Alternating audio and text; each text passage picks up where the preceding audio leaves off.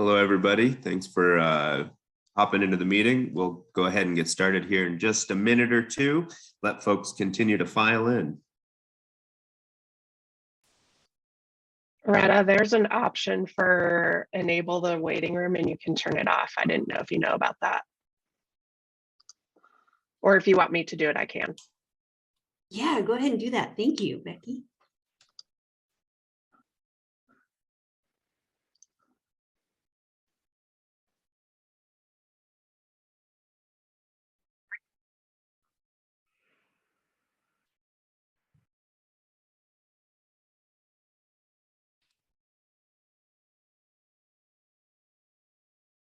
All right, well, let's go ahead and get started.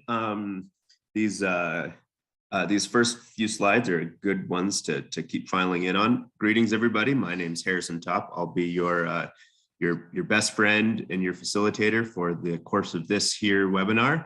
Thank you so much, everybody, for being here. There it is. Some early housekeeping. Please take note of what your name is. If you want to change your name or stay anonymous, please do. You know, we also encourage you to put your information in there to be a part of having an interactive and personal experience. We will be doing a couple of different formats of question and answer and interactivity. Some will be putting questions or answers into the chat. Some of them will be polls. Those polls will be anonymous. And then at the very end, we're going to have some discussion groups where we all unmute and talk with one another. Please, if you have any issues, Michaela is our tech lead. Her number is displayed on this screen. Go ahead and send her a note if you need. Also, just as a reminder, please keep yourselves muted throughout the presentation. If you do have questions that you want to ask, go ahead and throw them into the chat rather than unmuting during the presentations. And then, like I said, when we get to the breakouts at the end, you can unmute yourself. Also, if we get Zoom bombed, then we'll shut the presentation down and we'll immediately send everybody a new link to log in with. Last but not least, we'll all be muted and the speakers should be showing their screens, but if you want to pin their screens to make sure that they're staying up there as they're presenting, please do. For those people who are here to gain continuing ed credits, you should have received an email from Retta Brugger. Her contact information is displayed on this screen. If you haven't received further any information, or if you didn't realize that this was something that you could be getting continuing ed credits for, feel free to send her a note if you want to hop on board with that. Just a little bit about who we are and what's going on. This is a project that's called Drought Advisors that's hosting this webinar series and in-person training. Drought Advisors is a collaborative project put together by a number of really great organizations around the state. Colorado State University Extension, Rocky Mountain Farmers Union, which is who I work for, CWCB, DARCA, the Ditch and Reservoir Company Alliance, Colorado Ag Water Alliance, Northern Plains Climate Hub, Natural Resource Conservation Service, are all a part of putting this together. This particular training today was funded through Colorado Department of Agriculture. That's how we're able to offer this series for free. And also Drought Advisors, as you'll begin to learn more, is a group that welcomes additional people and leadership into the fold. So if being a participant with us as Drought Advisors, as you learn more, is something that you're interested in, we would be happy to include you or your organization on this list. So what is Drought Advisors? Drought Advisors was a ragtag team of people that came together beginning in 2020 and 2021. And we were looking at the fact that there was, we were going into year 2 in 2021 of back-to-back droughts. And we were hearing a lot of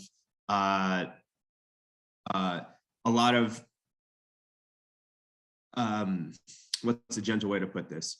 There was a lot of hardship going on in rural communities and agricultural communities. Farmers, ranchers were struggling to figure out how they were going to cope with times like this, cattle was getting sold off. People's finances were getting lean. There was a lot of challenges in the field, and it was during a time, because of COVID and other things, that we really weren't meeting, that we really weren't having the same sort of community activity that we were used to. So the safety net felt weaker than ever. So a group of us came together to develop Drought Advisors, and what our goal was to be able to provide services to folks, and not tell anybody how to do anything, but to offer the services of what we call discussion partners that could help people, that could help remove barriers, share coping strategies with individual operations, one-on-one or in small groups. And ultimately, what we're hoping to do with Drought Advisors is, through a series of different mechanisms, build short and long-term resilience to drought in Colorado. This particular training is oriented both towards farmers and ranchers, but also part of the philosophy of Drought Advisors is that everybody in the ecosystem plays a part in drought resilience. So whether you're a crop advisor, whether you're a rangeland specialist, whether you sell insurance, whether you're working for an agency or extension, whether you're working for an ag organization, we all have opportunities to improve our literacy, improve our understanding of the tools and resources that are out there to help with drought planning. So after this, this is sort of the trajectory of this webinar series. We're going to start today with a really excellent conversation and workshop about forecasts and planning. We're going to move on. The next one, which is coming up, on February 11th, is all about economics and risk management. We've got some exceptional speakers there. Following that are going to be two that if, depending on your vocation, one may appeal to you over the other, or please participate in both. But it's the livestock and range and the crop assessment. So we're going to focus on the third one. We're going to really dig down deep into livestock and range management in drought scenarios, and then after that, looking deeply into crops and drought scenarios. That's going to culminate in an in-person training where we're going to do a lot of interactive exercises, where we're really going to work through what it's like to work with people in drought, to be somebody in drought putting together a drought plan, and then touch on a lot of the other issues. One of the things that we've seen in the past year and a half of working on this project is that sometimes drought is a natural resource issue, sometimes drought is an engineering and infrastructure issue, and sometimes drought is a estate planning issue. Sometimes it's a mental health issue. It's more than just water, and that's at Drought Advisors what we're trying to lean into. So that in-person training is going to go through a lot more scenarios than just water resources in terms of helping us all be better and more literate when it comes to working around drought. So beyond that, we are going to have we're going to launch then into one-on-one trainings.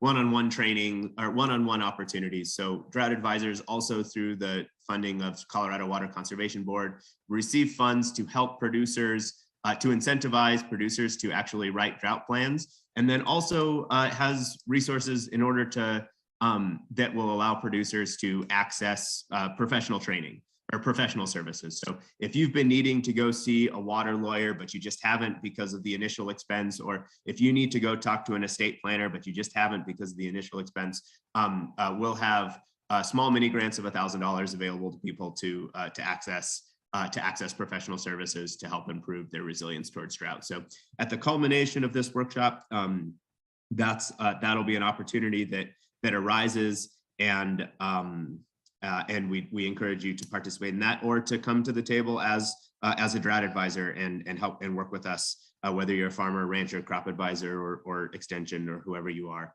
We'd love to include you in the ongoing proceedings of this. So quickly, just to get to know each other, we're going to have two quick questions. Write the answer to the question in the chat, and then I'll count down from 3, and then hit send. And so it all pops up on the chat at the same time. And I'm going to ask my co-facilitators to monitor the chat since I'm watching the screens. Okay, what county, town, region, and/or watershed are you from? Go ahead and type that in.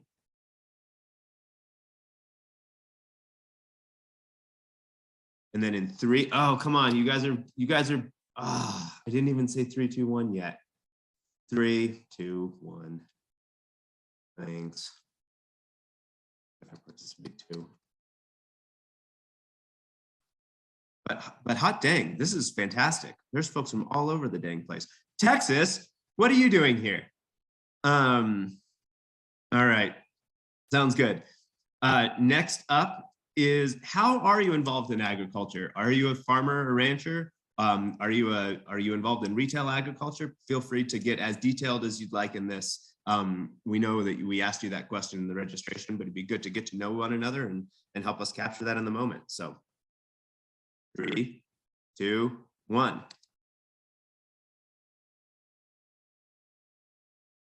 It's going too fast.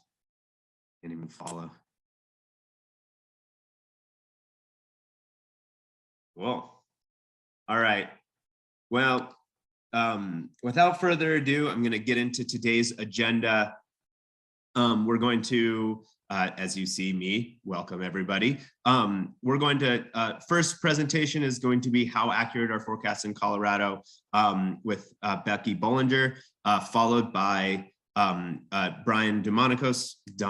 Brian, I think I just butchered your name, I'm sorry. Talking about SNOTEL and the water supply information. And then we're going to round out the day with Justin doing proactive drought management, putting tools to work. And then we'll follow that with Q&A, and then we're going to launch into discussion groups. We're really trying to marry good practical information with lots of opportunities for discussion and interaction. So please stick around until then to talk about what we learned and to help us follow through with some prompts about what how effective this training was. So quick in terms of presenting on our speakers, I'll start with Becky. Becky Bolinger is the assistant state climatologist at the Colorado Climate Center at Colorado State University. Her interests include climate variability, climate trends, climate predictions, and the hydrologic cycle, water resources, and climate and drought monitoring. She has worked for 3 different climate centers, has experience with many different climate databases, and has experience with research and applications in climate. Her expertise and passion is bridging the gap between climate research and decision-making applications.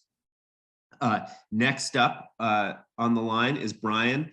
Brian graduated from the University of Maryland from the School of Engineering with civil engineering degree and a minor in meteorology.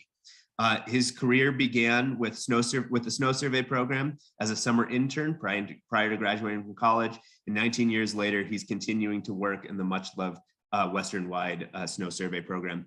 Brian also, important to note, likes doing the dishes by hand. Finally, Dr. Justin Derner was born and raised on a cattle ranch in the eastern part of Nebraska Sandhills and received his degree from the University of Nebraska-Lincoln, Oklahoma State University, and Texas A&M. Howdy. Justin is the research leader for the USDA ARS Rangeland Resource and System Research Unit in Fort Collins, Colorado, where the focus is developing science-based management strategies that can enhance manager decision-making by improving resilience and reducing risk for semi-arid rangelands in climate change. And he's joining us today from Cheyenne, Wyoming. So with that, I believe, Greta, it's on to you.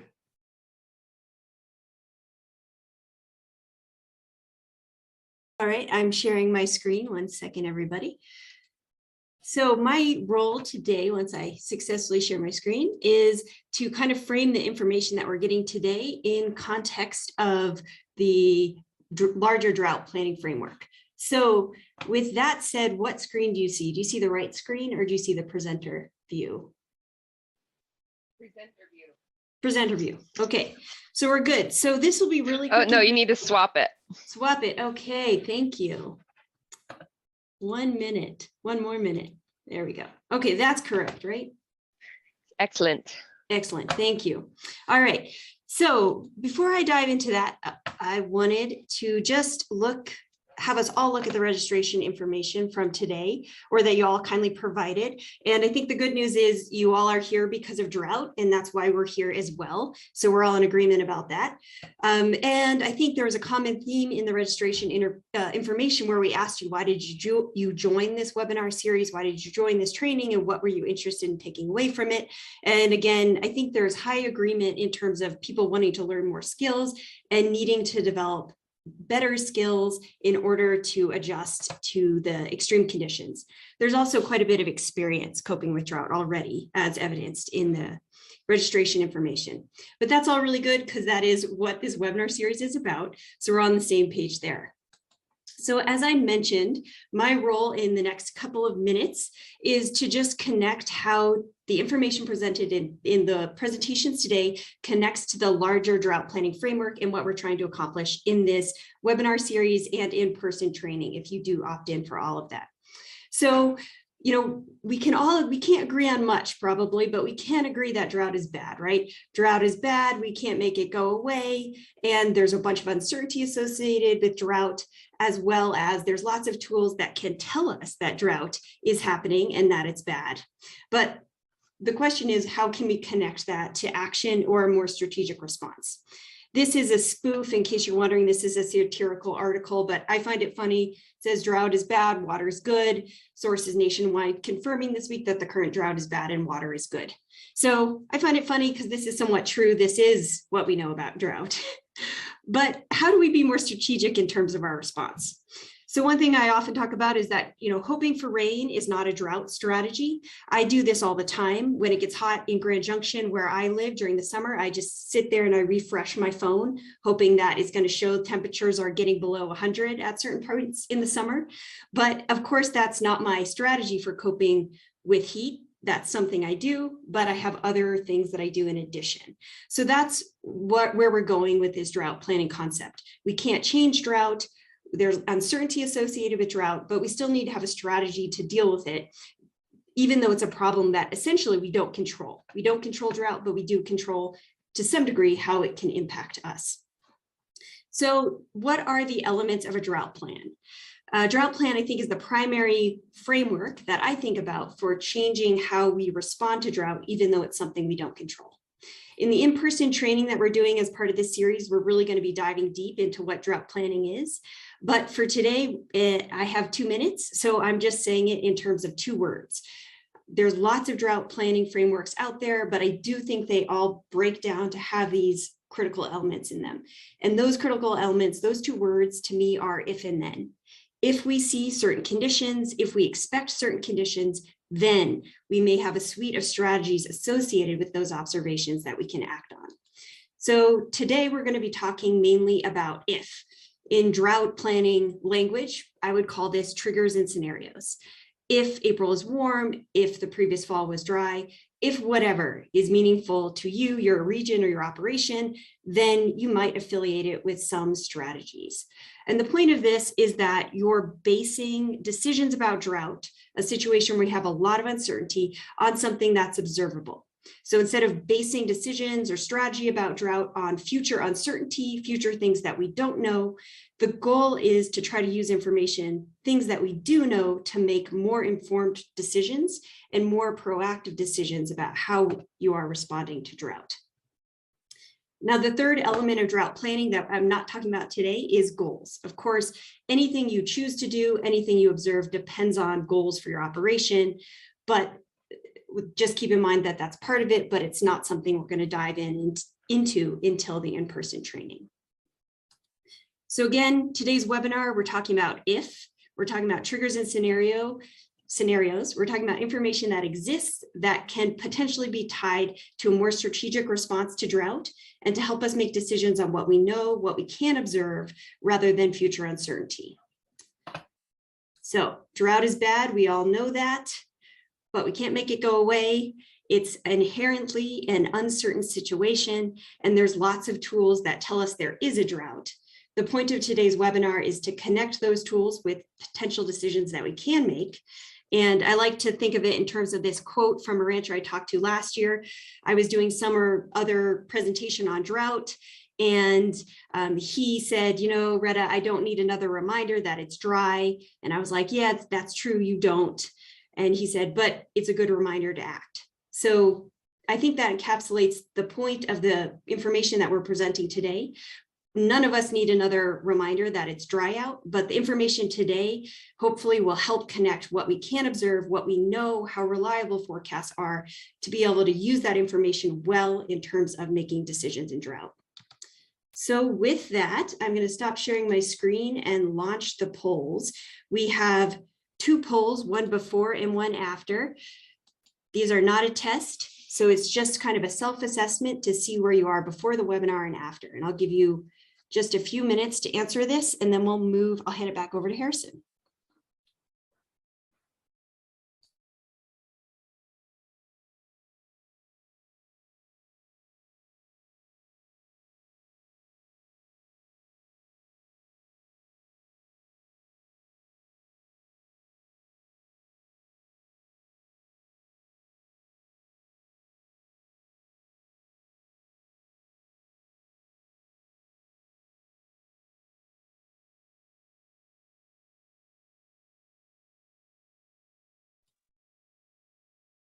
All right, we're at 76% participation in the poll.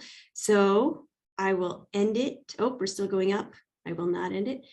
All right, we're at nearly 80%, and I'll show you the results. So it looks as though, you know, I would say most of us are in the somewhat prepared and neither prepared category in terms of using forecast and drought planning, or in terms of how prepared we all are to access and use snow and drought related decision-making tools.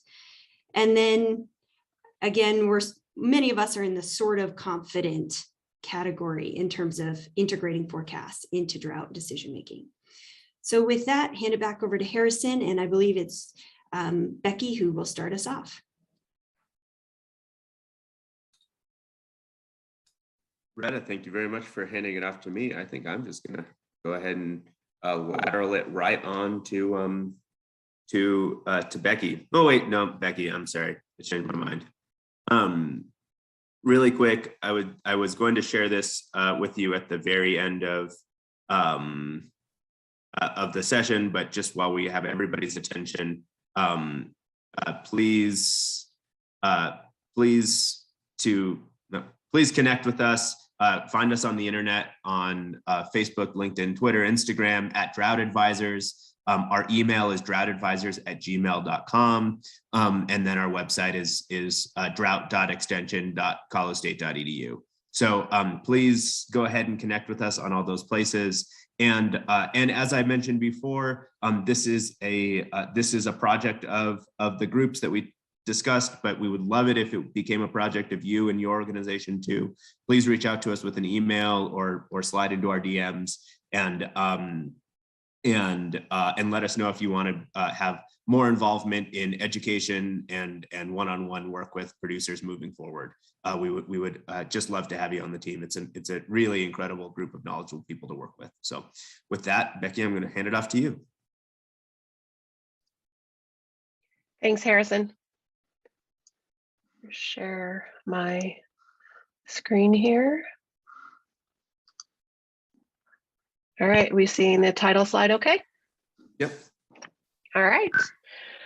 So I basically want to break this down into, when we're talking about Colorado drought or Colorado climate, what do we know and what don't we know? Of course, this, I can't see my top things here with the Zoom thing in the way. Anyway, all right. The very first thing I want us to know is that regardless of the forecast, the best tools that you have at your disposal are understanding the climatology of where you live, where you're located. Next, I'm going to talk about a few really early warning signs of drought that we really rely on at the Climate Center, and then going into a little bit of the interpreting outlooks.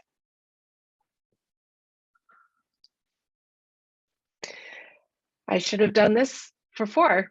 This is understanding climatology, the early warning signs of drought, and interpreting those pesky little outlooks that you may have seen before.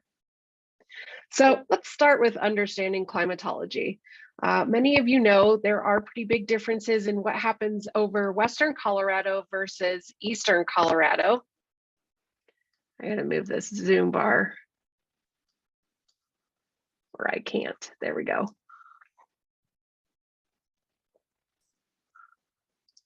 Oh my goodness. Let me go back, there we go. All right, so here's a quick look at normals at Grand Junction, looking at precipitation. So the bars show what the monthly average is for precipitation at Grand Junction, and then the line shows that accumulating over time. And we do have a handful of stations that you can look at the link at the bottom that really compares what the old normals were for the 1981 to 2010 period. Those have been updated to 1991 to 2020. And you can kind of see how those have changed in terms of temperature, precipitation, and snowfall. But I just wanted to focus in right now on what the 1991 to 2020 precipitation one shows for Grand Junction.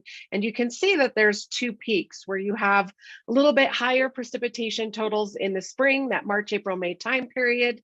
You have a little bit of a minimum in the middle of the summer, that June, July period, and then a secondary peak for the August, September, October time period, partially due to monsoon season. Switching over to snowfall, I am showing here what we typically expect to see at Steamboat. This time I'm showing the changes from the 1981 to 2010 normals to the 1991 to 2020 normals. And the reason I'm showing this is because it's pretty interesting. The darker purple is the more recent calculated normal, and the lighter purple is the older normal. So for the whole accumulation, you can see that Steamboat gets slightly more snow for a seasonal total than they used to get for the last normal period. And you can also see that that is due to a lot more snow falling in January and February than what had fallen previously. So there are changes, and all of the stations show a little bit different changes. A good reminder though is while across the board we're seeing consistently warmer averages for the temperature update, we're not seeing a lot of consistency in the precipitation or the snowfall. So not every place is getting less snowfall, and not every place is getting more. There's a lot of variability with that precipitation component. And in this example, the other thing I like to show is that depending on where you are in the state, there's either a couple of months that are really big for snowfall, or like in this case for Steamboat, there's a lot of months that are really important for snowfall, right? I mean, you have 4 months, November, December, January, February, March, 5 months where you get over 15 inches of snow. And so just missing one of those months could really put you kind of in the hole. So Western Colorado, there are a few key climate facts that you should probably remember, and that is that precipitation is a little bit more evenly distributed between all the months, especially for the higher elevations. We do know that winter precipitation is the most important factor for maintaining our water supply, recharging soils and streams, and limiting large wildfires in the summer. Late summer and early fall precipitation, though, can still be pretty important. It helps us keep up with the average, it helps regulate the temperatures, and it really locks in that soil moisture before the beginning of the cold season. Shifting over to Eastern Colorado, I am showing a couple of graphs of the normal precipitation for a couple different locations. The top one being Walsh, which is in the southeast corner, and the bottom one being Burlington, which is north of that. And you see some pretty similar patterns, mostly that the bulk of the moisture for Eastern Colorado falls within the spring and summer months, particularly May. The further north you go, the more important May moisture becomes, but also extending into June, July, and August. And you'll also note that the late fall, winter months are extremely dry. So the months that we are in right now, it is very common to get less than 1/2 of an inch, and that's pretty normal. So the key climate facts to remind you about Eastern Colorado: there is a stronger seasonal cycle. What I like to call the bread and butter time is late spring and early summer, where you really want to get a lot of moisture. And winter is dry. Whether you're in a drought or you're not in a drought, it's very easy to have below average moisture. And if you got above average moisture, it might not be as helpful as if you had gotten it during the wet time of year.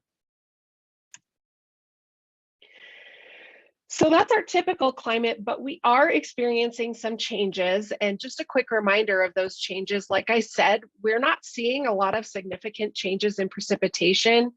This is a fun little graph that one of my colleagues made, where you can see the water year precipitation average for Colorado all the way back to 1896. And the color lines up with the magnitude. So the height and the color, the taller the bar and the greener the bar, the wetter; the shorter the bar and the browner the bar, the drier. And you can see that there's a lot of variability. I've said this before. It's one of the things I love saying, is that for Colorado precipitation, variability is the name of the game. But we do know that we are seeing very consistent warming. But what does that warming look like when you break it down by season? I have each of the 4 seasons here broken down for basically all of Colorado. But just know that if you go visit that website at the bottom, you can look at specific counties, or you can look at regions within the state to get a better idea of what's happening, not on a whole statewide view, but for here, it's easier to show the whole statewide view. So on the top, where you see winter and spring, so basically December, January, February, March, April, May, the temperatures that we are experiencing have gone through a couple of shifts. So you can see that there's a lot of variability, but there's been multi-decadal shifts between the early part of that time period, the middle part, and then the later part has shifted warmer. When you look at the summer and the fall on the bottom panels, you'll see that there's a little bit of a different pattern going on here, where both are showing, basically since the mid-1970s, a very sharp increase in the temperatures. And so this is where I want to remind you that you might not notice warming as obviously in the winter and spring seasons as you will in the summer and particularly the fall seasons. And that's always a good reminder that fall is where I really see the most significant warming that we're experiencing. So I'm going to shift and talk about, when we're monitoring drought at the Colorado Climate Center, what are some of the early warning signs that we see? And the first one I want to talk about is the lack of monsoon moisture. Thankfully, last monsoon season, we fared pretty well, but it has been a more frequent occurrence that we are either having a weak monsoon or a lack of a monsoon. And so this is where we're talking about the time period of the late July and into August, September, and October. So the map on the upper left shows a drought index for Colorado during October of 2020. And the details of this drought index are, it takes into account both precipitation and temperature. And obviously, the warmer the color, the more severe that drought index is. And what we see across Western Colorado is basically the worst categories of that drought index that you can get. And when that happens, follow the arrow to the map on the right, and you will see soil moisture from the Colorado Basin River Forecast Center. And all the colors that are orange, red, maroon, and pink are dry soils after that period. So this is November 15th 2020. This is right before you basically lock in those soils and the soils freeze and you go into your winter months. But that memory is going to be there. So once you get to the spring and the soils begin to thaw, you have to remember that that deficit was there from the previous fall. And so lack of monsoon moisture is something that is remembered the next year as you go into the spring. You lock in those dry soils, and then when you follow that arrow to the drought monitor map, you can see that you have that increasing drought condition severity across the state. Probably one of the most obvious early signs of drought that we have is snowpack, which I won't talk about too much, but Brian will be talking about more. But basically this idea that if you have an early peak or a low peak or an early meltout, those are signs of hydrologic stress that will carry into future months. And there are multiple consequences, not just reduced water availability. We're talking the increase for large wildfires risk, lower stream flows, continued drier soils, which is going to make the summer hotter and provide further stress for the vegetation. So in this example, you can see that some of the worst drought years we've experienced, red line is 2018, the blue line is 2012, and the other blue but kind of turns purplish brown is 2002. Those lines are compared to that historic range of snowpack. This is for the entire state of Colorado. You want to follow that green line, which is how snowpack normally accumulates, and you want to peak where I've circled that area there. That's where you want to peak, and you want to follow that pink line down to a gradual melt out. So you melt earlier, you peak lower, you are going to have drought conditions. Finally, I want to talk about this more recent topic that we've been concerned with, and that is evaporative demand. This is the evaporative demand drought index. You can see it updated regularly on the NOAA website URL that I've put at the bottom there. Basically, what we're looking at is the atmosphere's desire to take moisture out of the ground.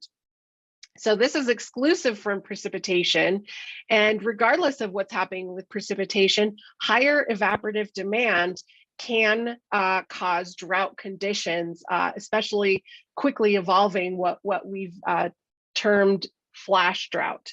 And so in these two examples, the one on the left is from October 2020, and the one on the right is from June 2012.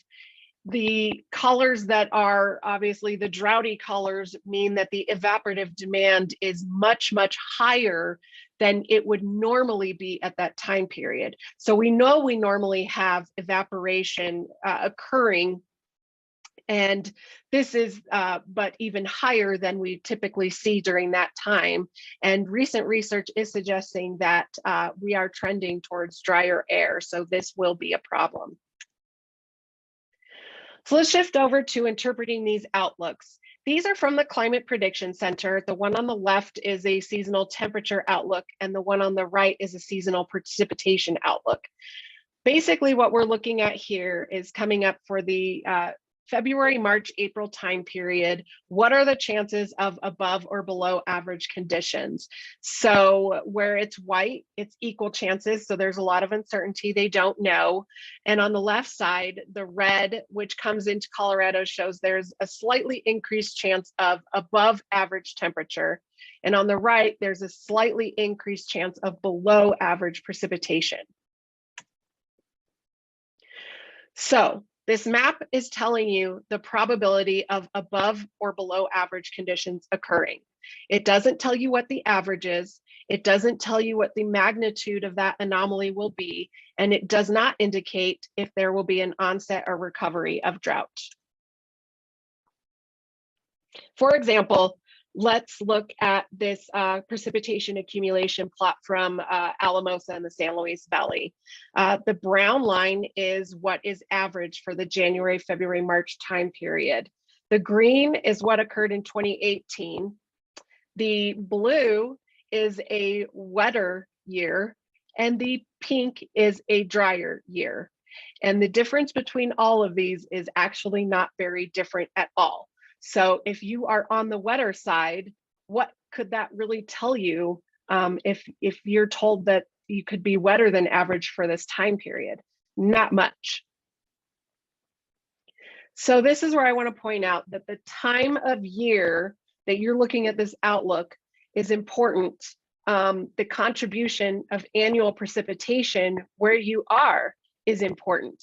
So this loop is going pretty fast, sorry about that, but browns are basically your drier months, that the precipitation that you get doesn't contribute much to the annual total. And the green is that the precipitation that month contributes a lot more to the annual total. And this does matter when you're talking about wetter than average or drier than average. So a dry forecast, what are some things we know? High elevation implications, that pretty much any time of year, a dry forecast, it could quickly become problematic. Dry in the winter is going to possibly inhibit accumulating snowpack. Dry in the summer could dry out the soils. For southern Colorado, a dry forecast is going to mean that you're going to have a weak or no monsoon and will dry out the soils before the cold season sets in. For eastern Colorado, the dry forecast for the spring and summer could lead to large precipitation deficits, but in the winter, it's not as big of an impact. So a dry forecast has a bigger impact during the climatologically wetter times of year. For the wet forecasts, the high elevation implications are that any time of year, a wet forecast is going to help you recover from drought conditions. But a wet forecast during the winter will possibly have longer term benefits than a wet forecast in the summer, just based on what it means for snowpack. For the low elevations, if it's a dry time of year, the wet forecast might help a little bit, but it's not going to have as much of an impact for, say, the Four Corners in the early summer or the Eastern Plains in the winter. So a wet forecast, like the dry forecast, has a bigger impact during the climatologically wetter time. During drought, a wet forecast during the wet season could improve drought. A wet forecast during the dry season might not change the drought at all. Key takeaways: know your area's wet and dry seasons. Remember the seasons that do exhibit those trends that we've seen. And wet and dry forecasts are less meaningful during the dry times and more meaningful. They can make or break a drought during the wet times. I have this county precipitation tool that I wanted to share with you, the link at the bottom, where you can pick your county and pick a time scale and a time of year, and you can see how the precipitation falls. Regardless of average, you can see what that distribution looks like, how common it is to be less than average, and see what that is over time. And I hope that you might find that helpful. Wild card we have to remember, though, not just about precipitation, but about, sorry.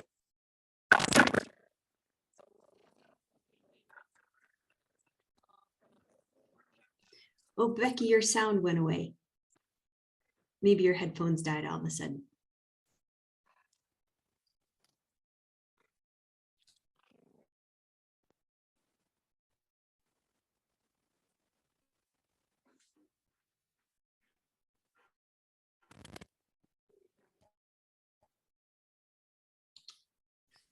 Well, Maybe not. Yeah, no. No? Yes. Okay. Sorry about that. Just quick takeaways for temperature, that anomalously warm temperatures are going to increase evaporative demand. They will dry out the soils faster. They can have an impact on both sides of snowpack with the accumulation starting or the melting in the spring. And it's also tied with an increased risk for large wildfires. So a warm temperature outlook could reduce the benefit of moisture, and it could increase the severity of dry conditions. So always a reminder that regardless of precipitation, the drought conditions might evolve more quickly during the warm season or when we have extreme warm anomalies. That is all. Sorry, I talked a little bit over time there, but hopefully got some helpful information.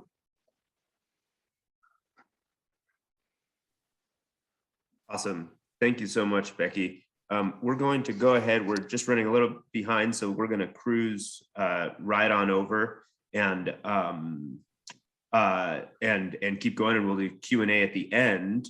And Becky, last request of you is if there was any links, there was that county precipitation link. Please go drop that in the chat too, which will be a little easier for folks to access. So, Will do. And that goes for any future speakers as well. All right. Next up, we have Brendan Domonkos. You're up. Good morning. Thank you, Harrison. I'm going to share my screen here, and then I'll share the presentation. I think it should be shared now. See the prism map there, my background. Okay, I think you should be able to see that. Let me get rid of my taskbar as reminders pop up.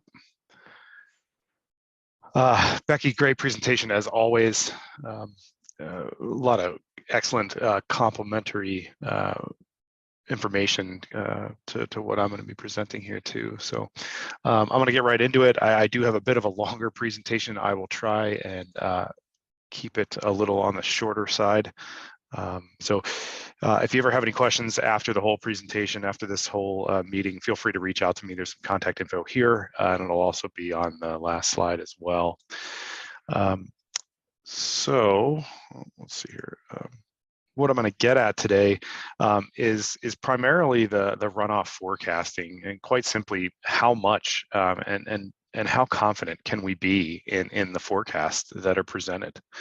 I'll be highlighting the tools that we have available for snowpack and mainly for forecasts, and how to kind of make them work for you, so to speak. And then we'll get into very briefly the kind of indicators and thresholds and maybe a little bit of a scenario, or outlining some just general scenarios and setups for you, and then finally where to access those tools.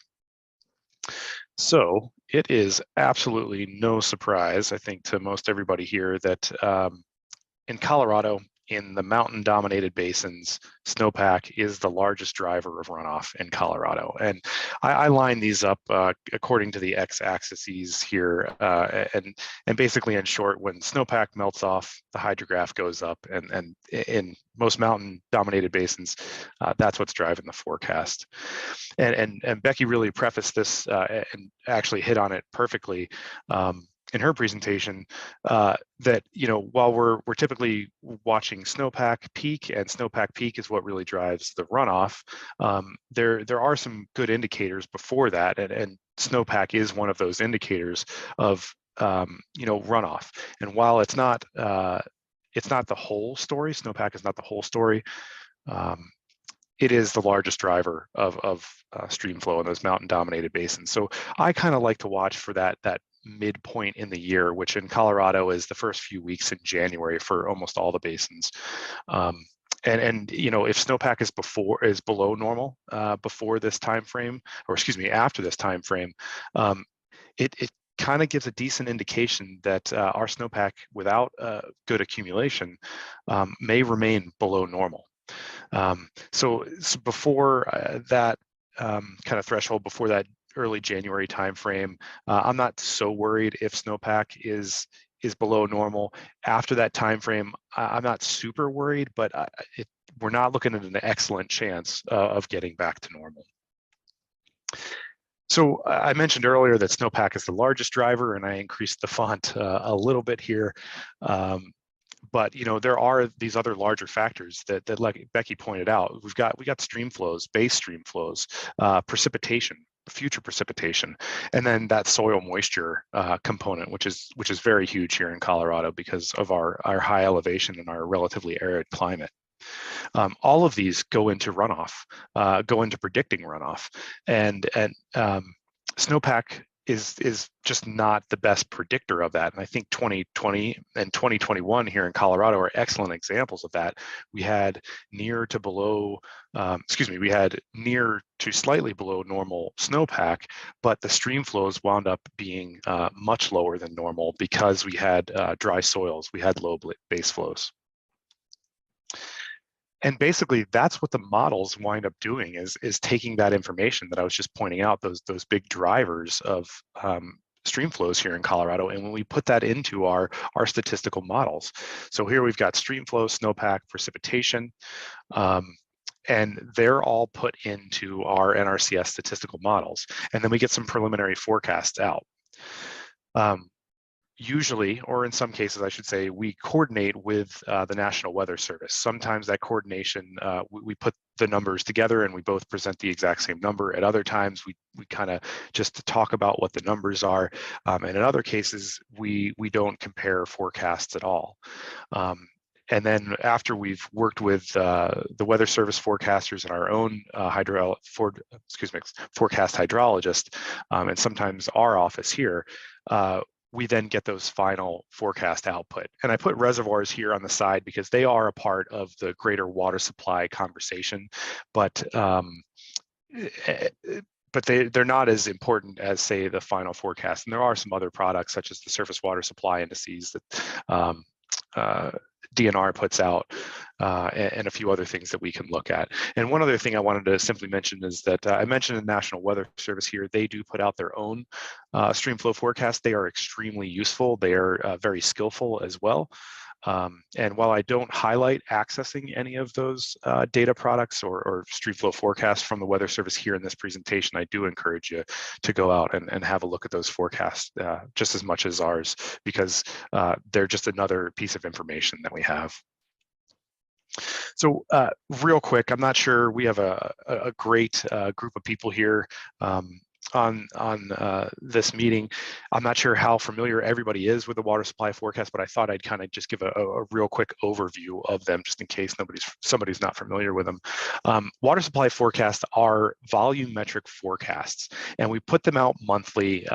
In essence, we actually do derive them from monthly volumetric increments, but the total flows are volumetric. So it'll be 500,000 acre feet through a particular stream flow, a stream gauge, say April 1 through July 31st or through September 30th. So we're looking at very large amounts of water through one point over a relatively large time frame.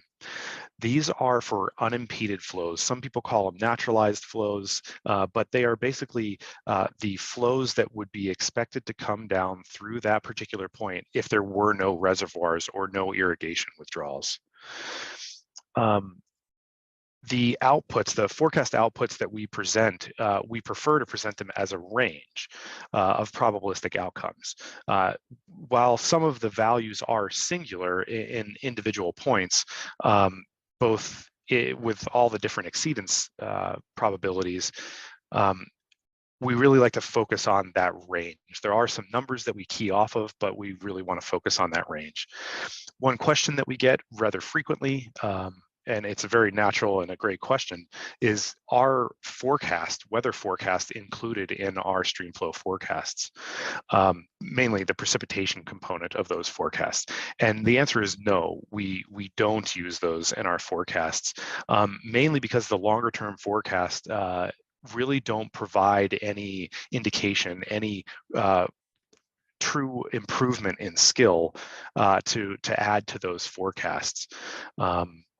So, I mean, really, the forecast precipitation forecast skills are better in the 3 to 5 day range, maybe even as far as 7. But once you get beyond that, there's really no improvement in skill. Now, that doesn't go to say that we don't take into account future precipitation in our stream flow forecast. We do that semi-naturally in the statistical nature of our forecast. It naturally assumes near normal precipitation. So our the output forecast and the format in which we produce them, it used to be that we just presented a bunch of numbers. And then over the last, I don't know, 4 or 5 years, we started producing kind of the basin grouped stream flow forecast. And I'm not sure if you guys can see this on your screens. I guess it depends on your screen size, but you might be able to read this. And you can see that each one of these are a forecast point or a stream gauge, basically, for which we've put out a forecast. And they're basically box and whisker plots. And they present basically that range that I was speaking to of the probabilistic outcomes, opposed to that single value that we have. Here I'm circling around the 50% exceedance number, which is the most likely outcome based on what we have. But the real chances of hitting that probabilistic 500,000 acre feet, that's really rare, right? We want to look at the actual probabilistic outcome. We want to look at, the range of outcomes that we have. And the reason here again is because there's a whole number of scenarios that can play out with future precipitation, and then there's also accounting for the inaccuracies in the forecast. So there's the imperfections in input, the imperfections in correlation, the imperfections in the data, and so that's why we have this range of outcomes. In a number of the resources that I'm providing here today, we have this guide on interpreting water supply forecast charts. And we have to keep in mind, whoops, excuse me, I went back. We have to keep in mind, like I was saying in the last slide, that there's a range of outcomes that can happen. And it's about interpreting the range, how big that range can be. As again, the 50% exceedance value right here in the middle is the most probabilistic outcome, but more than likely it's not going to land right on that number. We want to consider this whole range. Down here at the 90% exceedance, what that means is in 90% of the probabilistic outcomes are going to exceed this value, and 10% will not exceed that value. Conversely, on this end, the 10% exceedance, only 10% of the outcomes will exceed this value, and then 90% will not exceed. And the same goes for the 30 and the 70, right? So this is the more reasonable range, and then out here is the more, just a range of showing that it is possible based on, again, the forecast inaccuracies and the potential future precipitation. And the good part is the further we go in time, the later we get in the year, the bounds of these forecasts are actually going to shrink a bit. And we're going to, theoretically, as long as things kind of stay the same, conditions don't get too crazy, we're going to see those ranges kind of shrink, especially if it's drier. Okay, so how do we use this going forward? I've kind of switched the actual forecast plot here, this graph, to a slightly different one. This is January 1 of this year for the San Miguel, Dolores, and the San Juan basins.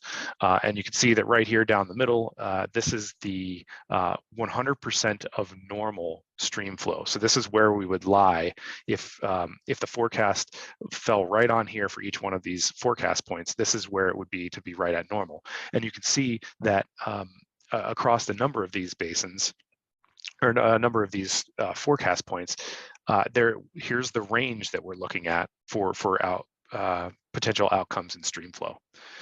So let's look a little bit more specifically at the Durango, or excuse me, at the Animas near Durango. We're going to take this one step further. We've got a point forecast here, but we want to look at maybe what the possibilities are going to be over the course of the summer, or excuse me, over the course of the winter. So I'm going to take this forecast, I'm going to stand it on its head here, or excuse me, I'm actually going to stand it on its tail. And then here we've got the 90% exceedance at the bottom, and we've got the 10% exceedance at the top. And what I'm going to actually do is I'm going to throw in one of our other products that we offer, which is our daily guidance stream flow forecasts. And at this point, I would actually, if I was in person, I would ask people to raise their hand to show how many people actually have used this product or seen it before, but unfortunately I can't do that here. So maybe in the chat a little bit later, if you want, let me know if this is a product that you use on a regular basis. But basically what it is, this guidance forecast is exactly that. It's to give you guidance on where we are between the monthly official forecast. The monthly official forecasts are here, they're yellow dots, and you can see they fall right on the month. And we put out, of course, 6 of those forecasts per year, January through June. And, you know, there's 30 some days between each monthly forecast. It's great to know what's going on in between. And that's what these daily guidance forecasts do. They give you an idea of how that forecast is trending since the beginning of the month. So as you can see here, this is the January 1 forecast from last year for the Animus. And what I would do is I'd kind of, in my mind, take this green line and shift it down a little bit, especially if I'm here on the 4th of February, where we haven't quite published the forecast yet. They're almost going to be published by Monday or maybe Tuesday. And I would look at this trend and see how that forecast has actually progressed over the course of the month. And here in this case, last year, we see that the trend was down slightly over the course of the month. And that would lead me to believe that, hey, most likely that February 1 forecast is going to be down slightly, when in fact, that's exactly what happened. That green monthly forecast wound up trending downward. And then over the course of the year, one other thing to point out is that here again, the bounds of these forecasts tend to tighten as we get further on in the year. One of the sister graphics of the daily guidance forecast that I showed there is the forecast skill graph here. So the red line basically indicates where the forecast skill is at any point in the year as we progress along the year, and is indicated by the R squared. So here again at the Animus Durango, you can know early in the year, not surprisingly, the forecast is relatively low skill. And then as the year progresses, the skill is improved. So this is actually from this year, just a few days ago when I was building the presentation. You could see that December was an excellent month down in the Southwest, and then things dried out over the course of January. And here's that monthly forecast at the beginning of the year, at the beginning of this most previous month, the most recent forecast that we have. And we can see that there is a downward trend because things have been so dry. So what would I guess is going to wind up happening for the February 1 forecast, provided we didn't get any large increase in snow? I'm guessing that forecast is going to be down, you know, and we've talked about these things here just today alone. You know, we know these indicators, but these tools here provide that quantification, provide that reassurance of what we're seeing and where that goes. And now, as it pertains to decision making, this kind of shows, you know, where and how much risk you may wind up assuming. If you decide to make decisions earlier on in the year on the Animus, you're probably assuming more risk. The skill is not that high, but if you wait until closer to the end of the year, you're going to be assuming less risk because the forecasts are more skillful. Now, that doesn't go to say that there isn't some risk at the end. Here you can see the skill never gets to 1.0. We're never 100% sure of what that outcome is going to be. But you know, it kind of gives you an idea of how skillful the forecasts are. So real quick, want to kind of go around the state and kind of look at some of those forecasts. We've been looking at the Animus River near Durango for a while now, going over into the Colorado River at Cameo. The skill of the forecasts stays pretty consistent between these two. But if we move, you know, further east to say the Antero Reservoir into the South Platte, you can see this skill is much different than what we were seeing on the Colorado and the Animus. The skill in the Antero Reservoir inflow never gets above 0.7.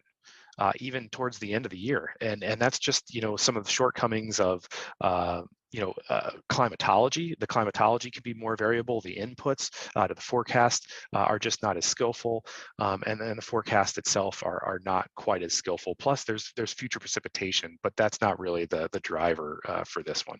And then finally, kind of finding a midpoint between the Animas and the Antero Reservoir inflow, the Pueblo Reservoir inflow, finds kind of a bit of a midpoint in the long run. But this really kind of gives you an idea of how much risk you're assuming, where and when you want to make your decisions based on the information that we have right now. So kind of beginning to wrap it up and put some of these things together, we typically get some kind of questions, and I'm going to quote, this is going to be a long quote, but some people will say, well, slowly increasing forecast skill and a continuous range of outcomes, man, that's a lot to monitor and watch. Is there a critical point in the winter or winter or spring where we can say we're guaranteed to experience below or well below normal runoff? Or is there a point where snowpack reaches a level where it's not recoverable anymore? And the answer is generally no. We don't have those answers.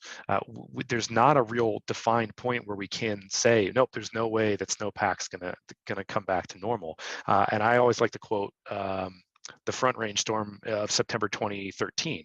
That was a massive storm. We got so much precip, and I mean, there were forecasts that there was going to be a pretty big storm, but we didn't know it was going to be that big of a storm. So, as you've seen from the skill graphs and from the other forecast graphs that I've put up here, is there a place where the range of forecast diminishes very quickly, or is there a place where the skill shoots up very quickly? No, we don't really wind up seeing that too much. And that, that is where I would consider a point of, oh, well, wow, we feel way more confident at this point. This is that threshold. So it's always a case of diminishing possibilities is the way that I wind up seeing it. And realistically, in the most simple format, kind of like Becky was alluding to, the streamflow forecast and what they indicate, if it's a below normal runoff, when we say in that the range of possibilities, really centers and focuses over the below normal time frame or below normal runoff scenarios, that's a good indicator that at this point right now it does not look like we're going to get back to normal. It looks like runoff is going to be below normal, so not much of a surprise there. Lastly, other questions that we typically get are, kind of quote, what would it take to turn this year around, or can future precipitation be counted on, unquote. And kind of to paraphrase this one more time, is there an early warning before the growing season that the runoff will be below normal? And in short, the answer is yes, kind of like I was pointing out, kind of again, like Becky was pointing out. We want to look at those stream flow forecasts. We want to, if they're saying below normal, that's our best indication that the runoff is going to be below normal. But again, that range of possibilities is really going to give you that idea of certainty and how much risk you're going to wind up assuming when you are making these decisions. So to kind of really wrap up the decision-making process and how you're going to use the tools, exactly like Becky said, knowing your watershed, knowing your stream flow forecast point, knowing just your institutional knowledge of the application to your operation and using the tools that we have here is really going to help you make the most informed decision. And you might actually have better tools than we do. You might have a better understanding than we do, especially when you combine them with all these tools and understanding the climatology. That's the best part. So it's really about you using the tools and putting the knowledge that you have together. Okay, I'm going to spend about hopefully 60 seconds, maybe a little bit more, on where to get these tools. Somebody asked earlier about will these presentations be made available? I certainly will be putting this out there. And for these last 4 slides that I have here, I've put links to all of the products or the images that I've placed here. So feel free to click on any one of these and you'll be sent to either the page itself or the parent page that you can then fill out to get to. So Becky showed the interactive charts. You can include or exclude years if there's years of interest to you. Definitely very valuable tool if you want to kind of analyze and look at traces for particular years. Report generator, if you want to do your own analyses, which we highly encourage you to do, report generator will get you all of that granular data that you can use in your own analyses, or just get that finite data and information. Water supply forecast, you can click on this link right here to subscribe to the monthly water supply outlook reports, and in the report you'll see these basin conglomerated stream flow forecast points, or you can just go to the NWCC homepage, click on this, and this you can click get the graphs that I've been showing more frequently. Always highlight the interactive map. If you've been on any of my presentations before, I always point this out. One thing we will do here, and while I didn't point it out earlier, in this, there is a way to present stream flow forecasts and how they've compared, what their errors were, how they compared to the observed. We're not shy about our errors and the skill that we have in our forecasts. So definitely look at that and how particular years have compared to the observed to the forecast. And then finally, the daily guidance water supply forecasts. If you click on this graphic over here, it'll send you to the actual web page, and then you can pull up either the actual guidance forecast, the skill, or you can actually look at the scatter plot of the observations compared to what the forecasts were in the past. Sorry for going long. There's a lot to present here, so I hope it was useful. Again, if you have any questions about all the kind of technical stuff that I've presented, please don't hesitate to reach out to me. That's all that I've got.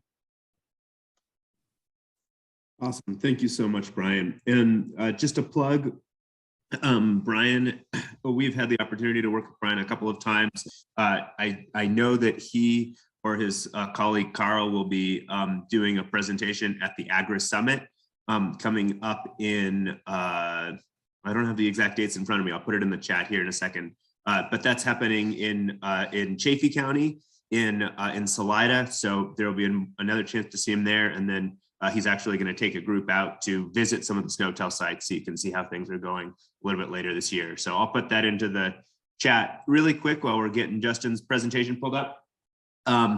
Please throw into the chat. Here's another opportunity to ask a question. What's one thing from either Becky or Brian's presentation that you've seen so far that you'd like to learn more about or dive a little bit deeper in? Give us a little bit direction based on something you like that you'd like to learn more of. So go ahead and throw that into the chat if you're near your computer. And with that, I'll hand it off to Justin. Thank you so much. Well, thank you, Harrison. I appreciate Becky and others taking the lead in front of us, and Brian. I'm going to switch a little bit modes here in terms of looking at the eastern side of the state, primarily where our research efforts have focused for the last several decades. It goes back in time, and we're focused a lot on rangelands here. And thanks in advance to Retta for advancing the slides. Next slide, please, Retta. We'll take a little bit trip back in time. I want to do a little reflective history here on droughts and the impact, not only on the natural resources, but also on the mental aspects of the land managers. 1930s, The Worst Hard Time, great book by Timothy Egan, The Dust Bowls. You know, that's a cultural aspect of our history ingrained in us. The 1950s drought, 54 through 56, primarily in the center part of the U.S. A great read by Elmer Kelton there, The Time It Never Rained. Again, the mental anguish associated with managing through a drought. And another bigger drought was in the 1988, mostly in the northern Great Plains and the eastern coast. But we have this sort of key droughts scenarios that have happened over time. The next slide, please, Retta. There we go. And those just didn't happen last century. We've had the one that Becky showed in 2012, clearly a massive drought across almost the entire U.S. And as Becky showed, even currently right now, the Drought Monitor has a substantial amount of the United States, well over 60% of it in some sort of a drought classification. So let's go to the next slide, Retta. So we talked about agony and despair. And for those of you old enough to have the cultural influence here of Hee Haw, go back to some of those old YouTube episodes and see Roy Clark and Grandpa Jones and boys talk about their agony, despair, misery. And it's also some humorous stuff that's lore of cowboy cartoons. Jerry Palin has a great one here about just getting back to our normal drought year. So what can we do in terms of knowing about drought and what to do next? So next slide.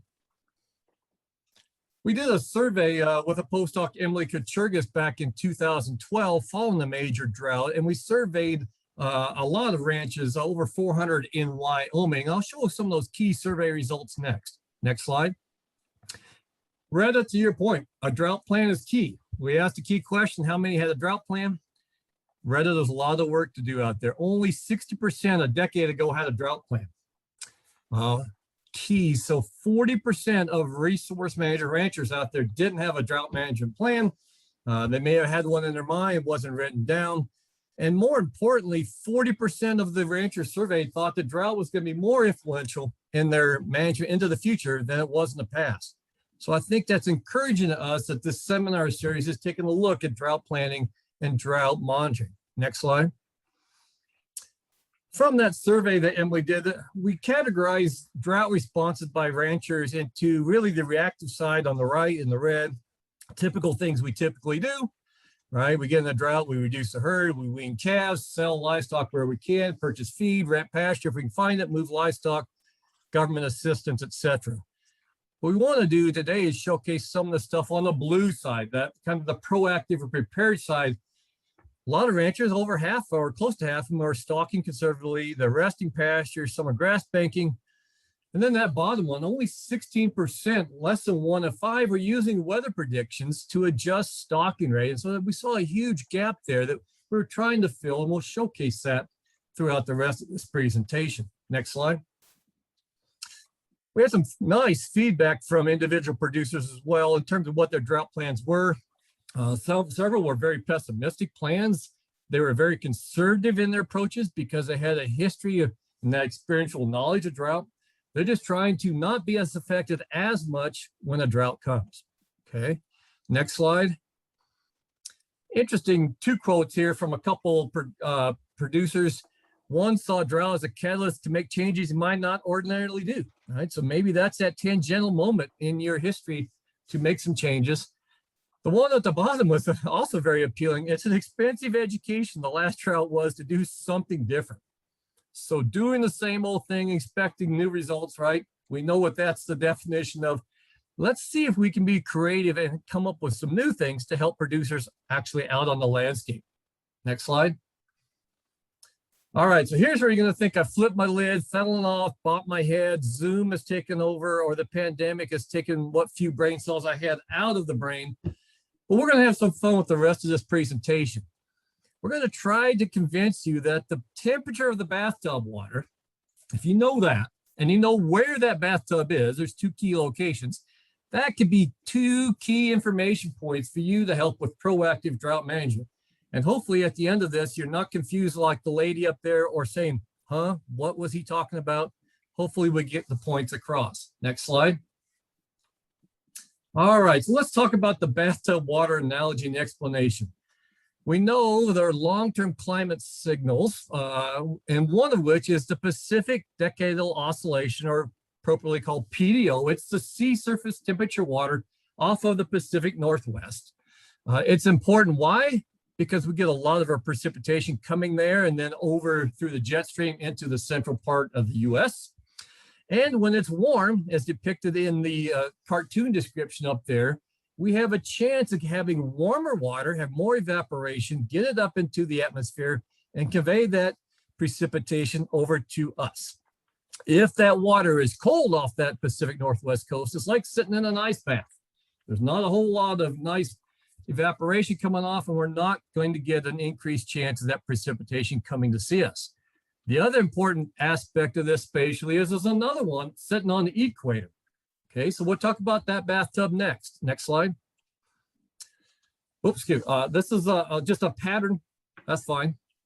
This is the pattern of the Pacific Decadal Oscillation, PDO, back in time to 1900. I've highlighted on the right 2 recent phases. We had a warm phase. So again, that's where the bathtub was nice. We had extra precipitation chances from 78 through 98. We had really relatively a low occurrence of droughts in the Eastern Plains during those 20 plus years. Now, with the PDO, because it's a decadal or multi-decadal, it swaps over a long period of time. It swapped in 1998 to 99 and became a cool phase, that kind of ice bath, if you will. And from 99 to 2013, we were stuck in that phase, and we had a higher incidence of drought across the eastern plains of Colorado. In 2014, it switched back to a warm phase, which it is in now. Okay, next slide. All right, let's go to the bathtub on the equator. A lot of folks will probably hear about it in the news as the El Nino Southern Oscillation or ENSO phase. We hear terms such as La Nina and El Nino. Basically, what we're saying is El Nino is a nice warm bath. That's when the water temperatures on the equator are warmer than average and gives us favorable conditions, again, for that water to evaporate up into the jet stream and come across into Colorado. And we have La Nina, that's cold water, again, the ice bath, if you will. On the equator, less chances of us having additional precipitation in the central part of the US. I've highlighted just one of the historical aspects of La Nina and El Nino. The El Nino are in the warm here from the 1950s. Cold is La Nina. We see a historic drought in the central part of the US from 54 through 56, and that period was marked by a substantial and a longer term, almost 3-year period of La Nina, and before it switched back to a neutral situation and then warmed up into this 57 and 58 and 59 categories when precipitation returned. Let's take another perspective next, Retta. We showcase the 2012 drought. Again, that's when we're in a cold phase of PDO on the Pacific Northwest, and now we have cold water also on the equator because of La Nina, and we had dry conditions and drought conditions through 2011 and 2012 clear across the entire US. And we see that kind of pattern where we have the ENSO period flip-flopping back and forth between blue, black, which is neutral conditions, and red, which is the El Nino or warm conditions throughout the 2010s. Next slide. So back to the fun. We've got a little perspective now about bathtubs, where they're located. One is on the Pacific Northwest coast. We've got one on the equator. We've got the same scenarios. Are the bathtubs warm or are the bathtubs cold? And what can we use in terms of that information to help us with managing rangelands and all lands, in fact, here in Colorado in the center part of the US. Next slide. In other words, this is what we want, right? The ultimate easy button. Push it and give us some help in terms of management on the lands. Next slide. So we've developed over time using our historical data, going back in time with the cycles of the PDO and the ENSO to come up with a decision tree. The whole thing is presented here, and I'll systematically walk through the parts of the slides next. But the whole tree is really centered on knowing the PDO phase. And again, that changes on decade to multi-decadal time. Are you in a cold phase or warm? Need to know what the ENSO phase is for those primary early season precipitation months, as Becky talked about. So for us on the Eastern Plains, we're looking at that April, May, and June. And then that phase will tell us whether or not we need to do some management changes on the bottom. All right, next slide, please. So we're going to go back to the recent cold phase of PDO, the late 1990s through 2013, a high incidence of droughts that we saw across the Eastern Great Plains. Essentially every other year, the even years were very dry or droughty. We started out because we had colder water off the Pacific Northwest. Our chances then, we just couldn't get that precipitation to come up in the atmosphere and come across into the Great Plains. If we had an ENSO phase that was also cold, so 2 cold bathtubs with a La Nina, we follow that line straight down, and the recommendation is we better be decreasing our stocking rates to something pretty light that we can get through a drought period. If that phase in the ENSO was neutral, then we come back to the local context that we just talked about in terms of knowing your landscape, your watershed, what's going on in those spring months, and using those seasonal forecasts that Becky talked about. Try to tilt the odds for us. Is it going to be lower than average for precipitation, average or high? And can we use that with our local construct and knowledge of our system, going back into how much forage we might have on hand, what our stocking rate currently is, and then can we do some adjustments there in terms of either decreasing because it's going to be expected to be drier?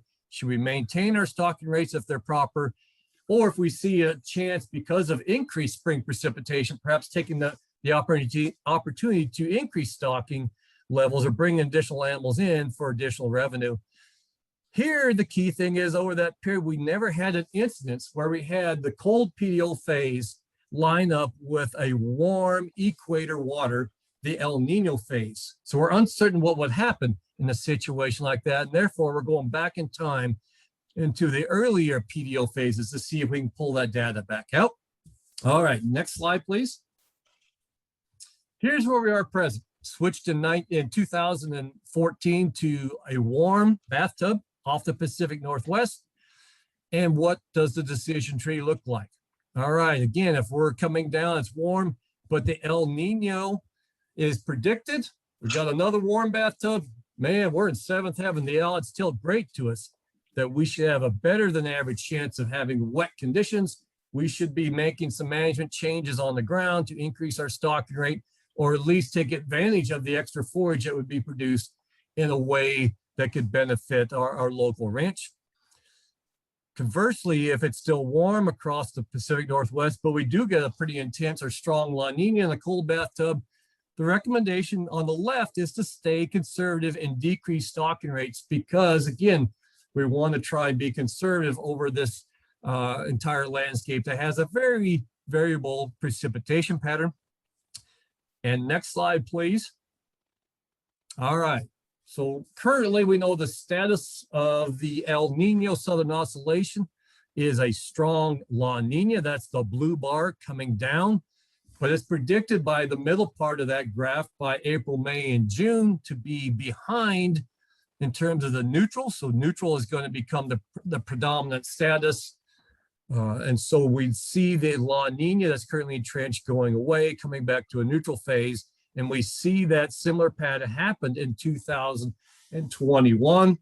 We look back in the middle part of the year, we switched to a neutral pattern, but then fell back to a La Nina phase last fall and into this winter.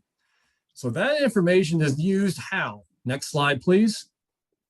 All right, here we are for decisions for 2022. If I'm a rancher on the eastern part of the Colorado Plains, and I think this would hold true for the western side. We still need to do some investigative work there, but we do know at the top of the graph, it's a warm bathtub, right? Still hot water coming in on the Pacific Northwest. That helps us. We do know from the predictions of La Nina going away, we're in a neutral phase coming this spring. What that's going to mean is that we have the odds of a low, average, or high. We need to look at the context of what the spring precipitation is going to be like and use those seasonal forecasts. And again, local conditions and whether or not we should do some adjustment to our ranch in terms of decreasing, maintaining, or increasing our stocking rate to take advantage of those localized conditions. Next slide. All right, so take home message, or we're alluding back again to a cultural reference, Porky Pig. That's all, folks.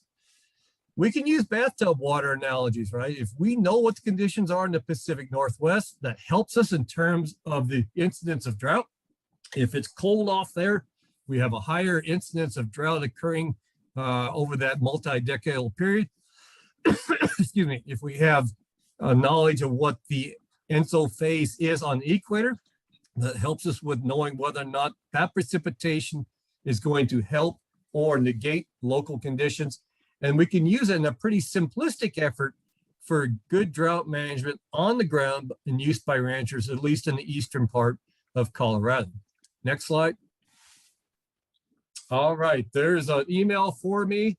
And also just for coincidence, when I moved to Cheyenne, Wyoming in 2002, I was randomly, and I'm not sure it was randomly assigned the license plate 1934, which still sits on my pickup today, but the worst drought year across the continental US. So perhaps that was a harbinger of things to come throughout my career. And I guess with that, we'll go back to Retta and Harrison. Thank you so much.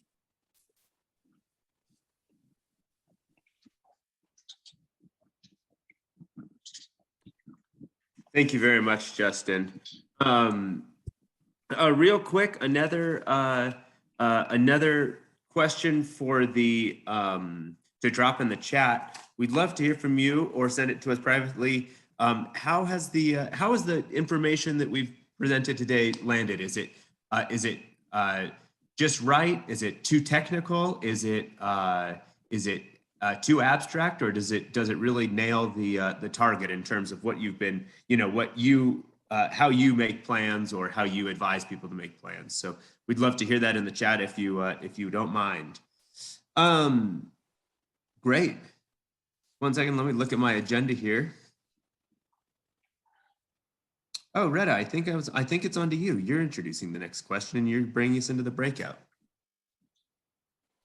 That is right. So I'm going to send us all into breakouts. We have about 90 people on the call. Maybe, as I said, breakout, that number is getting lower, but we're going to go into breakouts and have a couple of minutes to discuss and ask questions to other people in your group. And then we'll come back together and get some reflection from the speakers.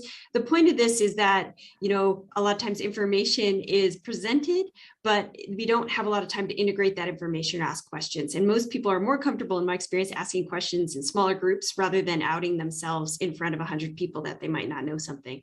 I definitely didn't know some things presented today, so don't feel shy if you were slightly confused or had follow-up questions. But I'm gonna take that to put us in groups. It will take a second. If you have any questions right now, feel free to put them in the chat and we'll try to get those answered before we go into the groups. But we'll be there for about 10 minutes.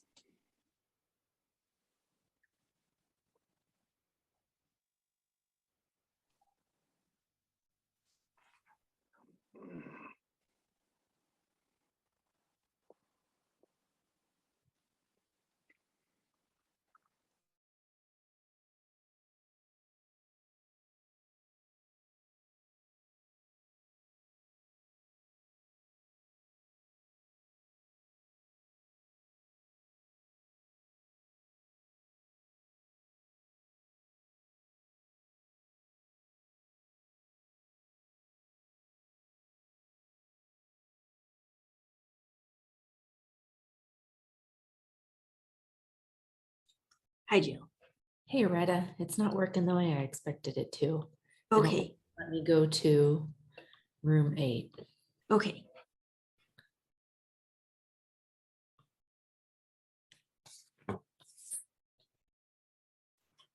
Oh, are you able to go to room 8? I can go to room 8. Oh, cool. And I would be glad to sit in on that one. Okay. But maybe it's too much to bounce around. Well, how many rooms are there? There are 10. Okay. Yeah, I'm obviously not going to make it to all of those. Okay. All right. I will just sit in on room 8 and we'll see how that goes. That sounds good. Okay. Thank you. All right.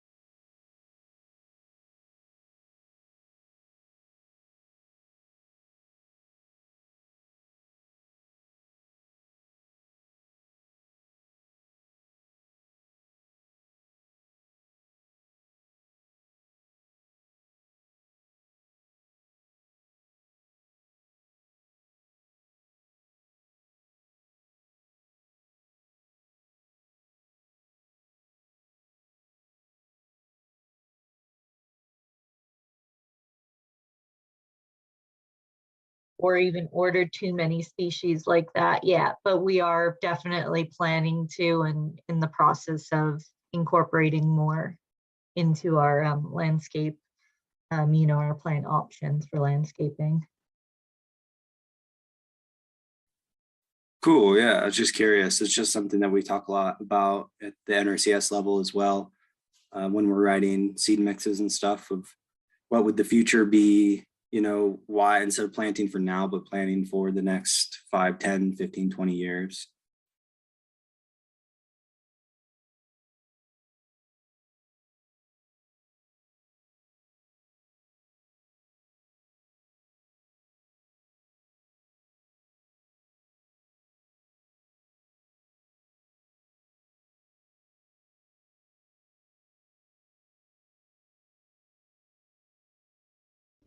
This meeting is being recorded.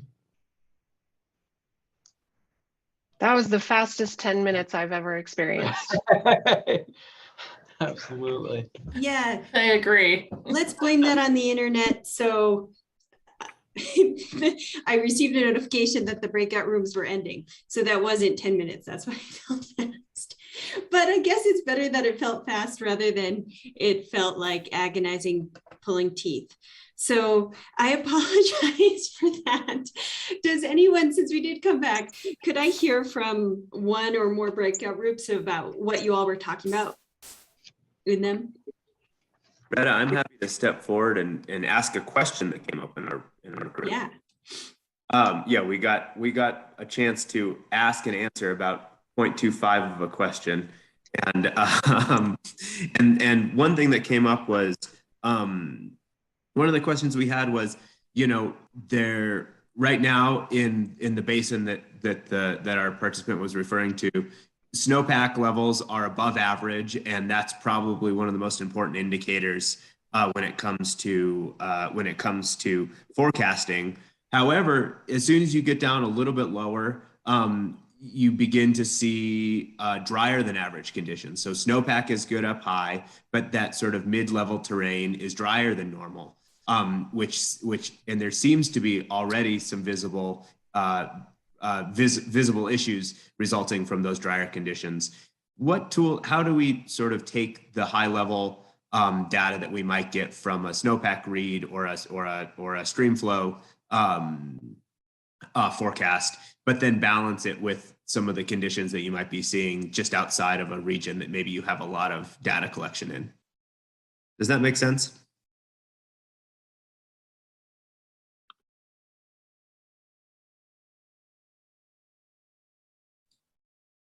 It either did or wildly didn't.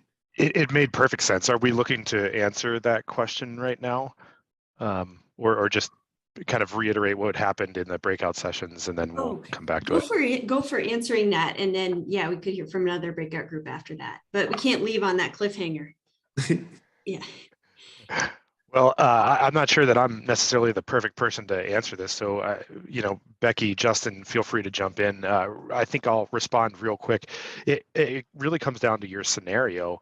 The snowpack and kind of the precipitation fields, or how that's played out at the higher elevations. While we provide that information, Becky also provides, and the Colorado Climate Center provide a lot of those maps of how precipitation is broke out in the non-mountainous areas, right? So there's a number of products to look at, and then I think there's also the question, depending on what your operation is, are you using irrigation water?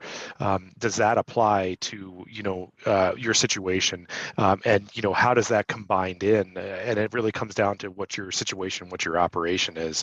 If you're just looking to kind of blend together precipitation fields from high elevation to low elevation, I would be looking at the multiple products, between the Colorado Climate Center, Snow Survey or NRCS and Weather Service products as well. That's my 2 cents. Great, thanks so much, Brian.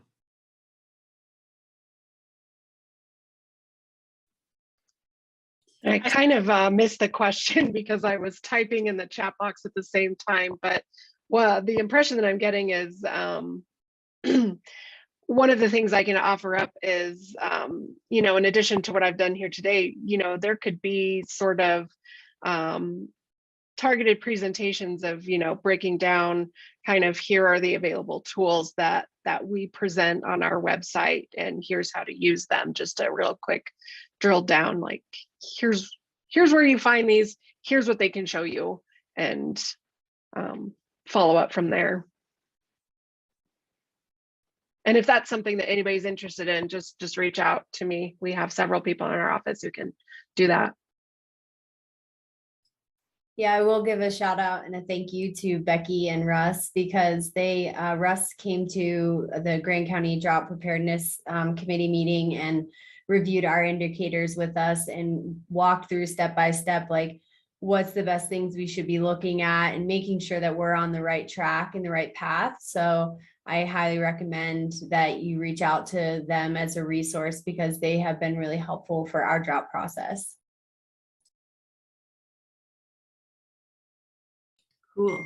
So there's, lots of good things coming in on the chat. So many requests for links. So we will post that to the website, which I've included there. So everything from presentations, the recordings, and the links shared today, we'll post there. Give us until Tuesday, but we'll get them up.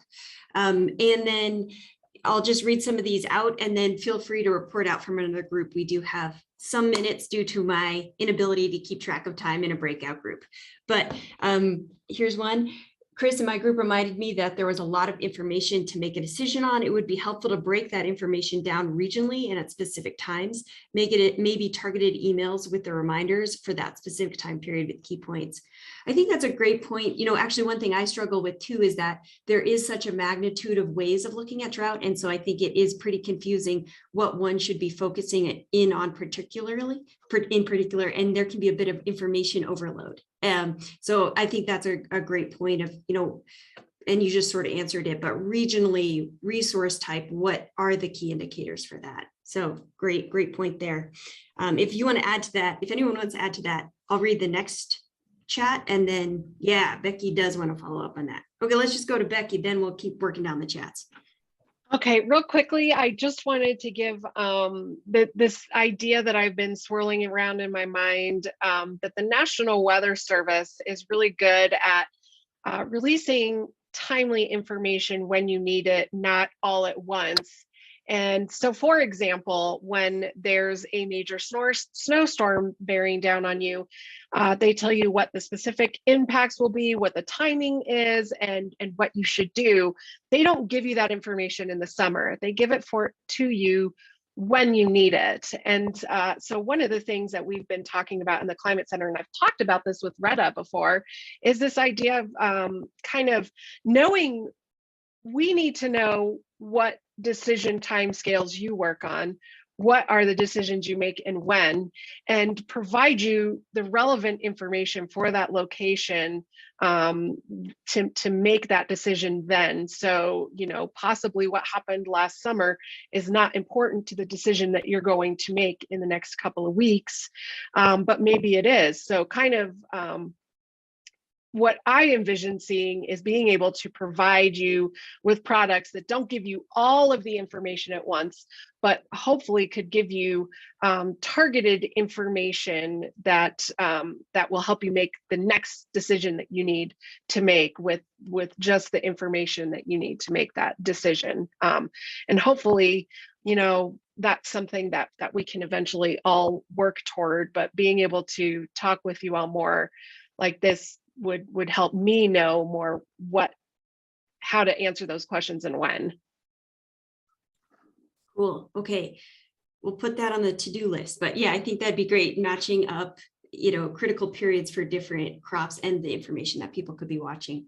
I see Greg Peterson has a hand up. So Greg, do you want to unmute yourself?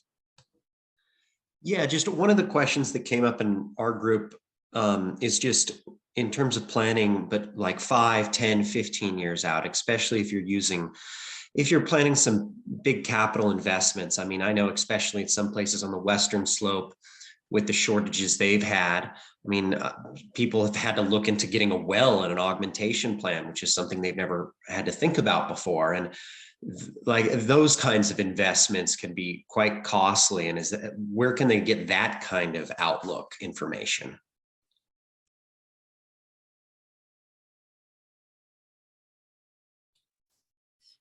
Becky, Brian, Justin.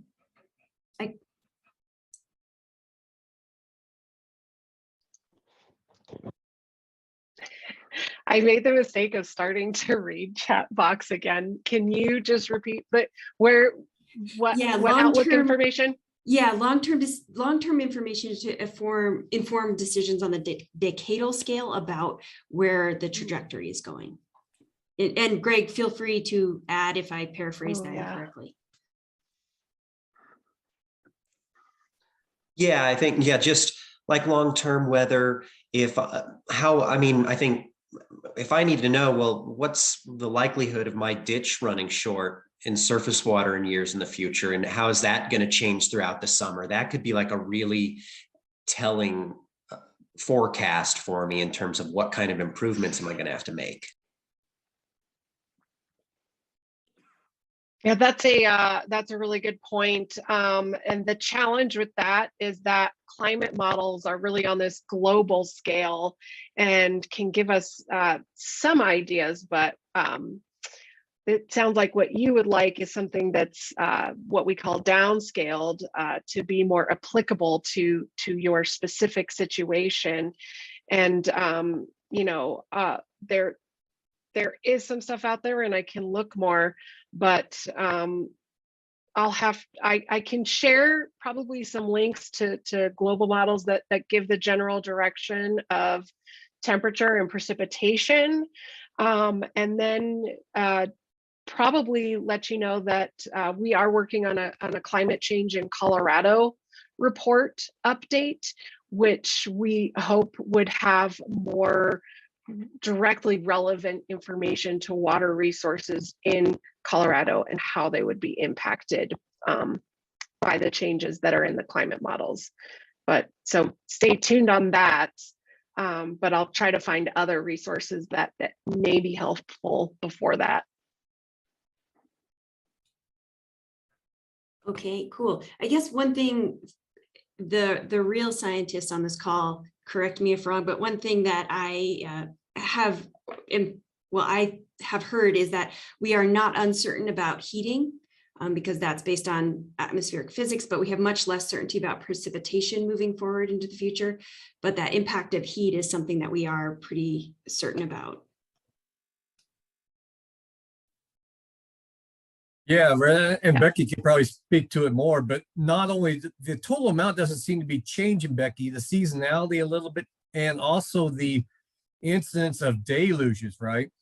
The larger precipitation events and what that means for systems. Can they handle that? Does that water get infiltrated and stored and used? Does it run off? And how do we handle this kind of pulsiness of the system? So I think there's a lot to be learned. There's some fantastic work going on across most of the Great Plains on drought responses to subsequent pulses of precipitation and how systems respond, Retta. But there's going to be needs a little more time to pull all that together, but some great work out there. Great. Yeah, and most simply put, I would say that while we are uncertain about trends in precipitation, we do know that specifically for Colorado, droughts are increasing in frequency and intensity, and that will continue, particularly in the southern part of the state. And as Justin said, we still have the risk for heavy precipitation events and flooding. And, that can also mean that you're adjusting the time of when you get precipitation. You could be drying out more during the dry times and concentrating more during the wet times. Justin, I was wondering if there's a prediction of when the PSO, the Pacific bathtub, is going to warm up. Well, the PDO, the Pacific Northwest, is currently still warm. And so that switched in 14, historically those are decadal to multi-decadal. So I would assume, unless massive changes occur, that we're probably pretty good into late 2020s, maybe even early 2030s on the Pacific side. It's the one that gives us the hardest time is the La Nina El Nino switch back and forth, right? That seems to be quite erratic. And I think we don't understand the triggers there. and the timing of it, because we're coming out of a very strong La Nina. We'll transition to a neutral period this spring. But if you look at the longer term trends, it's maybe going to go back now instead of La Nina to an El Nino. So I think there's some really cool stuff that we're going to have to use, probably some artificial intelligence and other things to look at nuances of those patterns in historical time to see what triggers can we use that might help us in a more predictive manner with the equator water. So the Pacific side is pretty well set. That probably won't change, hopefully, until I retire, and then he'll see what happens. All right. Well, we are wrapping up here. So a couple of things before we go. There's a lot happening in the chat, which is great. And one good segue, I think, is Justin, you wrote that drought economics and ranch economics, drought planning can't happen in isolation of economics. And so actually our next webinar next week, a week from today, is on risk management, from risk management tools in economic and insurance-based tools. And Jenny Byerman is going to be our facilitator on that. So we will be following up in some ways on that aspect. And then I'm going to ask you all to do a chat bomb, and then we have a final poll. And Harrison will take us out and set us up for next week. So if everyone doesn't mind, again, don't hit send right away, but if you can answer this question that I'm putting in the chat, if there's just one thing you learned today that you might apply, and if you could tell us what that is, write it out. I'll give you about 30 seconds, and then don't hit send.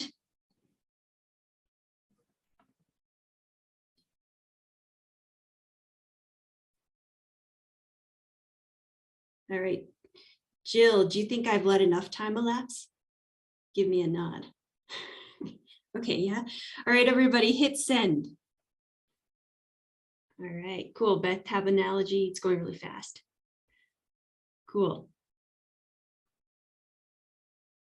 Climate info. Thanks, everybody. Cool. All right, and then we do have our final poll, this decision tree. Thank you. I'll launch the final poll, and Jill warned me about this, that you all might be leaving the webinar more confused than when you came, because we just dumped a lot of information on you, but I'm going to launch it anyhow. If you would just rate if you've learned anything, if you plan to apply anything you've learned, that sort of thing. It just helps us know where we're at in terms of the programming, and then also, of course, continue hopefully doing a good job. So I have launched the poll, and I'll give you a couple minutes to fill it out.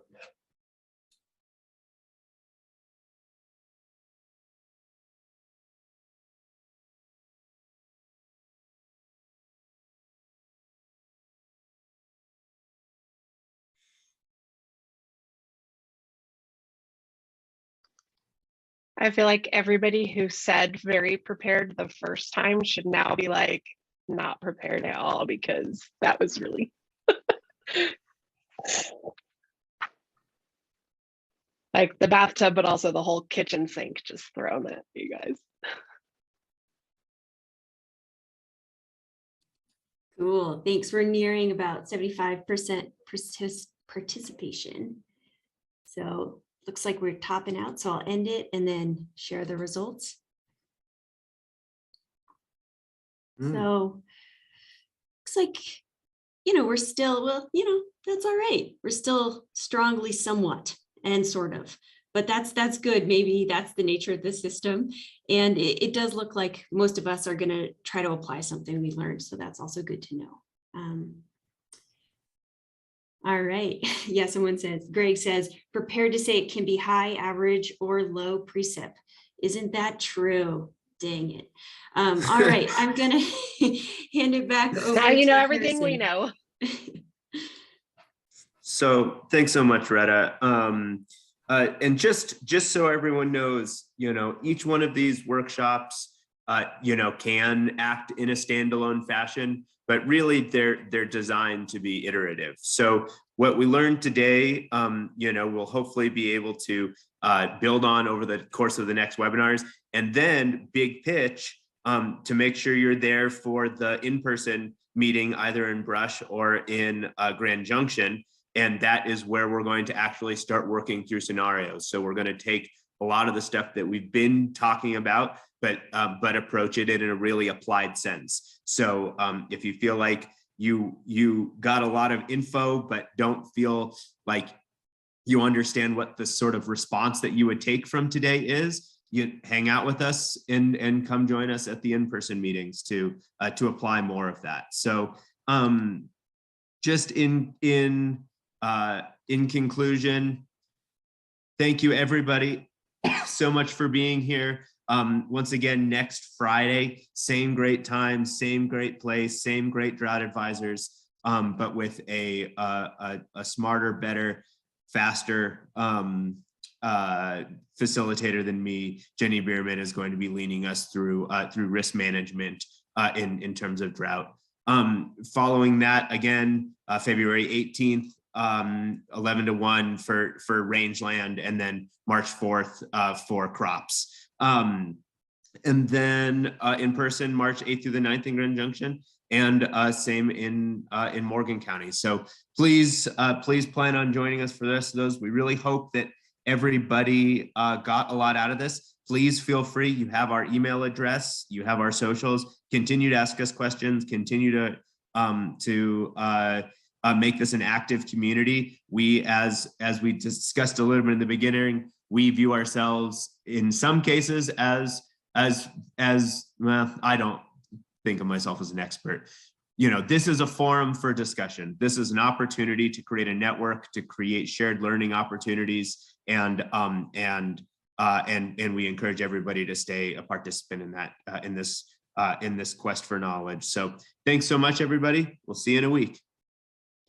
And one final note, thanks so much to our speakers for joining us today. You did a great job and really helped me learn some new things, as well as revisit some stuff that had been rocking around my head. So thank you to our speakers for joining us today.